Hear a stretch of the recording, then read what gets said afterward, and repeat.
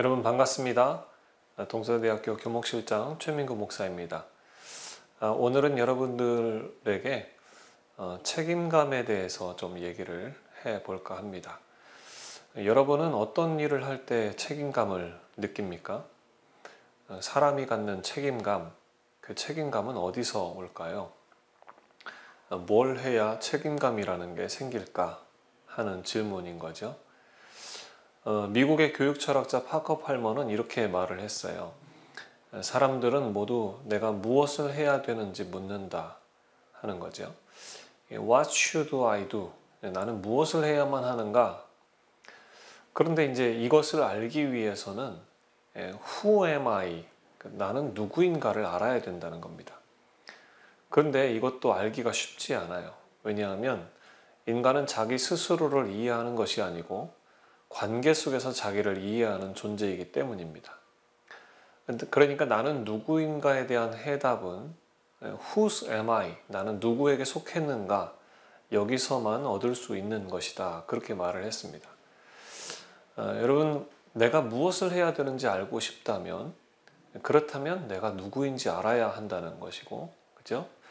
그럼 나는 누군가? 이게 문제인데, 중요한 것은 나는 나 혼자 스스로 나를 파악할 수 있는 것이 아니라 관계 속에서 나를 알 수 있다는 겁니다. 자, 그래서 우리가 나 자신을 아는 것은 관계 속에서 알고 그것을 알 때에야 내가 무엇을 내 자신이 해야 될 일을 알게 되고 그 관계 때문에 그 일에 대한 책임감을 갖고 일하게 된다는 것입니다.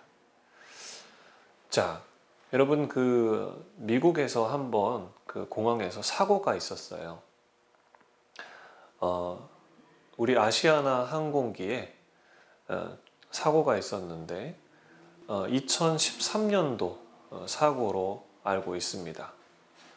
2013년도 아시아나 항공기가 미국에 착륙하는데 이제 그냥 불시착하는 그런 사고가 있었는데 승무원이 16명, 승객이 291명, 총 307명이 탑승한 그런 비행기였습니다. 착륙 후에 이제 지상과 충돌했기 때문에 추가 폭발 위험이 아주 급속도로 진행되는 그런 상황이었을 때, 그때 이 항공기에 이제 5명의 승무원이 정신을 차리고 그 여객의 고객들을 이제 모두 대피시키는 그런 일들을 감당을 했는데, 이 사고로 이제 탑승객 2명이 사망하고 182명이 다쳐서 병원으로 옮겨지기도 했습니다. 2013년도에 있었던 이 사고 때문에 이제 주목받은 한 사람이 누구냐면 이 캐빈 매니저 이윤혜 씨예요. 이 이윤혜 씨가 이 사고를 수습하면서 가장 책임감 있게 일을 감당했던 사람으로 전 세계의 주목을 받았습니다. 마지막 그 탑승객까지 다 그렇게 대피를 시키고 불길에 휩싸이기 직전에 이제 기내에서 이 이윤혜 씨가 가장 마지막으로 이제 빠져나왔는데 여기서 이제 이 이윤혜 씨를 본 사람들이 이렇게 말을 했습니다. 몸집도 작은 여 승무원이 얼굴에 눈물이 흐르는 채로 부상당한 승객을 등에 업고 사방으로 뛰어다녔다. 또 울고 있었지만 너무나 침착했다. 또 어떤 사람은 그녀는 영웅이었다. 이렇게까지 말을 했습니다. 근데 그 덕분에 사망한 2사람 외에는 그래도 전부 다 대피를 시키고 살게 되었고, 나중에 이 이윤혜 씨가 병원에 가서 보니까 이제 꼬리뼈가 부러졌다고 하는 것을 병원에서 알게 됩니다. 그러니까 일하다가 사람들을 대피시키다가 다쳤을 텐데 뭐 그 탈출시키는 과정에는 전혀 그것을 모를 정도로 거기에 몰입하고 그리고 자기의 책임감을 다했던 그런 사람이었습니다. 아시아나 항공은 이제 신입 승무원이 새로 입사를 하게 되면 총 504시간의 훈련을 받는답니다. 그리고 그 중에서 한 36% 179시간을 비상 탈출, 응급조치, 승객 구조, 또 비상 상황 대비 훈련에 할애한다고 그래요. 여러분, 이 이윤혜 씨도 사람인데 왜 공포심이 없었겠어요? 곧 불길이 휩싸이고 폭발할 거라고 하는 건 누구보다도 더 잘 알았을 겁니다. 그러면 인간이라면 본능적으로 자기가 먼저 탈출하고 싶은 것이 인지상정일 것입니다. 그런데 본능대로 움직이지 않고 책임감을 가지고 임무를 끝까지 수행한 사람, 그 이윤혜 씨였던 것이죠. 근데 이 이윤혜 씨가 이렇게 헌신적인 자세를 갖는다고 하는 것이 그때뿐만이 아니라 이미 그 이전부터도 계속 이 이윤혜 씨는 여러 수상 경력을 가지고 있었고 아주 우수한 승무원으로 그렇게 평가를 받고 있었다고 해요. 반면에 2012년도에 이탈리아 유람선 콩코르디아호가 좌초가 되었는데 사고 났을 때 선장이 먼저 배를 버리고 300여 명의 승객을 버리고 탈출을 했다고 합니다. 그로 인해서 32명의 승객이 희생을 당했고 결국 이 선장은 직무유기죄로 2697년에 무기징역을 구형을 받았습니다. 여러분, 2697년을 이 선장이 살겠어요? 그게 아니라 이 선장이 그렇게 무책임하게 행동한 것은 그만큼 큰 죄다 하는 것을 상징적으로 보여주는 이야기라고 하겠습니다. 성경에는 아브라함이라고 하는 인물이 등장을 해요. 이 아브라함은 하나님을 사랑하고 이웃을 사랑하는 아주 모범적인 그런 인물인데 이 아브라함이 자기 하나님으로부터 이제 메시지를 듣기를 어떤 메시지를 듣냐면 소돔과 고모라를 멸망시키려고 하신다는 하나님의 계획을 알게 됩니다. 하나님이 이제 말씀을 하시죠. 그러니까 아브라함이 하나님께 하나님 의인과 악인을 함께 멸망시키는 것이 합당하니까 거기 만약에 50명의 의인이 있다면 또 40명의 의인이 있다면 하면서 30명, 20명, 10명까지 얘기를 하면서 하나님 그 땅을 과연 멸망시키겠습니까? 이런 이제 질문을, 기도를 하죠. 하나님이요, 그 기도를 굉장히 좋아하십니다. 아브라함을 그래서 굉장히 사랑하셨어요. 이 말은 무슨 말이냐면 사람에 대한, 이웃에 대한 책임감을 말합니다. 사회학자 막스 베버, 여러분 독일의 아주 유명한 사회학자인데요. 이분은 이렇게 얘기를 했어요. 이런 시대에 등장하는 그 막장 인생들, 그러니까 무책임한 인생들을 가리켜서 영혼이 없는 전문가, 가슴이 없는 향락인이라 이렇게 말을 했습니다. 자기를 넘어서 타인까지 품어내는 것이 인간의 소명이에요.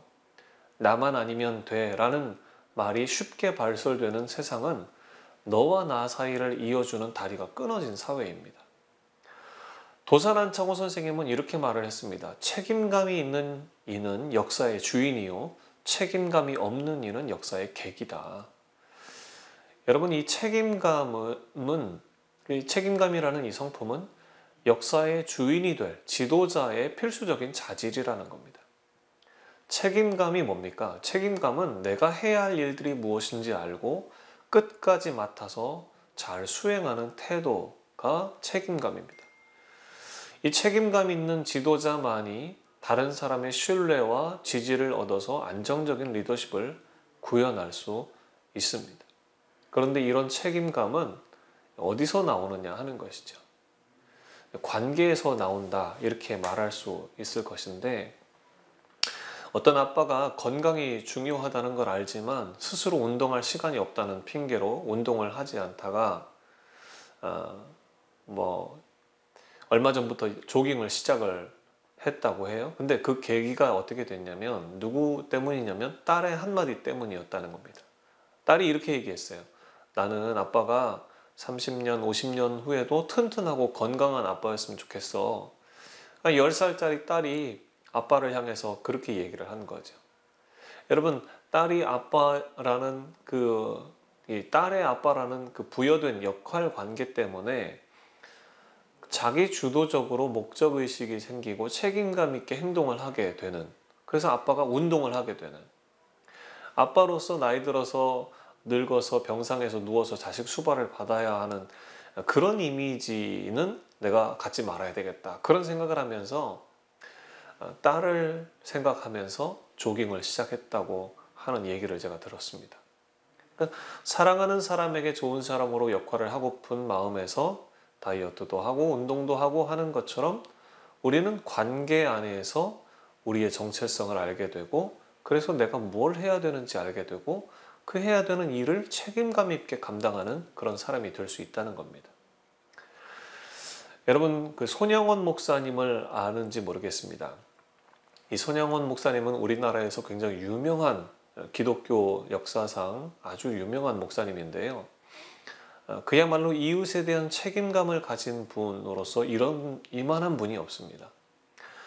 여수 애양원 2대 목사님으로 사역을 하셨는데, 여수 애양원은 여러분 미국의 그 포사이트 의료 선교사가 길가에 쓰러져 있던 한센병 환자를 자신이 타고 가던 말에 태워 가서 치료해 준 것이 동기가 되어서 우리나라 최초로 시작된 나병원이에요. 1909년에 그 미국 포사이트 선교사가 그런 일을 했는데, 그리고 이제 나중에 1926년에 광주에서 여수로 이주해서 지금 이제 역사관으로 남아 있습니다. 근데 여기에서 손영원 목사님이 2대 목사로 사역을 했죠. 거기 교회도 있었고 병원도 있었고 그렇게 했는데, 특히나 그 한센병 환자들에 대해서 손영원 목사님은, 한센병이 뭐냐면 그 한센이라고 하는 균 때문에 몸이 녹아내리는 그런 병입니다. 그래서 코도 녹아내리고 손도 녹아내리고 다리도 녹아내리고 이런 병을 가진 사람들이 한센병 환자들인데, 그 환자들의 몸에서 그 이제 녹아내리는 그 고름 같은 거, 그런 환부들을 보면서 그냥 두고 볼 수가 없어서 손영원 목사님은 자기 입으로 그 고름을 뽑아내서 뱉어내고 그러면서 치료를 하시기도 하고 했던 그런 목사님이세요. 너무너무 참 이 사람에 대한 애정을 가진 분이죠. 그리고 또 하나, 여순반란 사건 때 이 손영원 목사님의 두 아들이 공산군에게 총에 맞아 죽습니다. 그런데 두 아들을 동시에 그렇게 한 번에 죽인 그 공산군, 그 당시로는 뭐 학생 정도 나이예요, 공산군도. 근데 그 공산군을 자기 아들로, 양아들로 삼습니다. 그리고 그 아들을 용서하고 양아들을 삼고 그리고 목사로 만들어요. 예수 믿게 하고. 그게 바로 손영원 목사님이 하셨던 일입니다. 근데 손영원 목사님이 그렇게 할 수 있었던 이유가 뭐냐? 그 까닭이 뭐냐 하면, 손영원 목사님은 예수님을 알았고 하나님께서 예수님을 이 땅에 보내셔서 자기 같은 죄인을 위해서 십자가에 못 박히도록, 그 아들 예수 그리스도를 십자가에 못 박히도록 하심으로 말미암아 하나님과 자기와 관계가 맺어진 거예요. 그래서 그 관계 안에서 자기의 인생의 사명, 내가 무슨 일을 하면서 살아야 되는가에 대해서 딱 명확하게 정립이 된 것이지.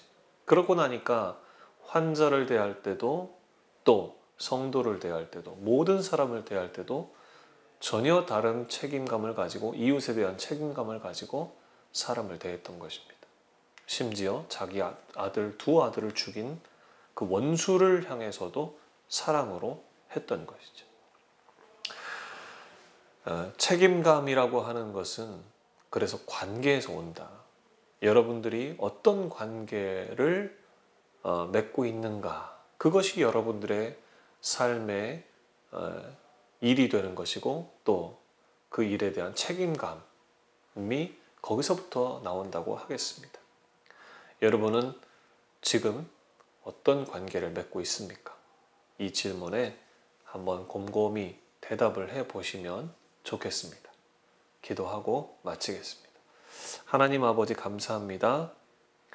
우리를 사랑하시고 우리를 위하여서 자신의 하나뿐인 독생자 예수 그리스도를 보내주신 하나님 아버지의 사랑을 우리가 깊이 알기를 원하고, 우리 학생들이 하나님과 그런 관계를 맺음으로 인생을 살아갈 때 참으로 많은 사람들을 향하여서 사랑하고 책임감 있는 자세로 그렇게 살아갈 수 있게 되기를 원합니다. 내가 무엇을 해야 되는지 알려면 내가 누구인지 알아야 하고, 내가 누구인지 알기 위해서는 내가 누구에게 속했는지 알아야 한다던 하나님 미국 철학자의 이야기를 마음에 새기면서 내가 오늘 누구에게 속했는지 하나님 확인하고 발견하고 그리고 점검하면서 내가 가야 할 일들을 어떻게 해야 하고 발견하고 또 감당해야 되는지, 어떤 책임감으로 해야 하는지 하나님 배우고 성숙해가는 우리 학생들 되게 도와주시옵소서. 감사드리며 예수님의 이름으로 축복하며 기도하옵나이다. 아멘.